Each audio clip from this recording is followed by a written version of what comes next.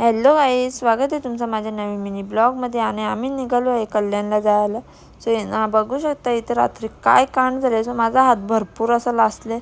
So गरम पाणीच माझ्या हातावर पडलं. तो बघू शकता पूर्ण हात माझा काळा पडले आणि भरपूर असं दुखत आहे ना. त्यानंतर निघालो आणि जाताना एवढी अशी ट्रॅफिक होती.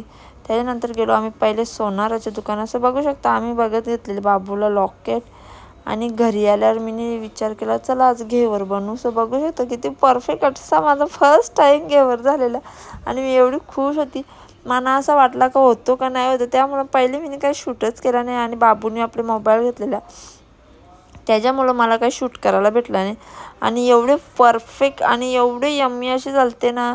सो गाईज तुम्ही पण ट्राय करा. मी पण यूट्यूबवरूनच रेसिपी घेतलेली आणि त्याच्यावरूनच बनवलेली. आणि एकीकडे ठेवलेला मी साखरेचा पाक बनवायला आणि एकीकडे ठेवले रबडी बनवायला. ना एकीकडे बाबू आहे माझ्या कढीवर. सो बाबू काही उतरत नव्हता आपला आणि तो कढीवर बसून राहिलता. आणि त्याला पण एवढी मज्जा आली. नुसतं मम्मी तर सांगत होता घेवर घेवर बोलून दाखवत होता. तर बघू शकता एक माझा घेवर तुटलेला, बाकीचे 4 एकदम परफेक्ट असे झालते. आणि दीदीसुद्धा आपली किती खुश आहे इथे बघू शकता खायला. तर मी मस्तपैकी रेडी केलेले आहेत, मस्तपैकी डिझाईन वगैरे करून आणि सर्व काही लावलेलं बदाम वगैरे. आणि मस्तपैकी बाबाला पण दिलता, आमच्या साहेबांनी खाला, मीनी खाला. आणि एवढा यम्मी झालता ना. तुम्ही पण नक्की ट्राय करा आणि एकदम यम्मी असा होता.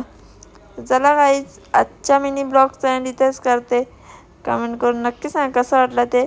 आणि घेवर ट्राय करायला विसरू नका. Bye bye.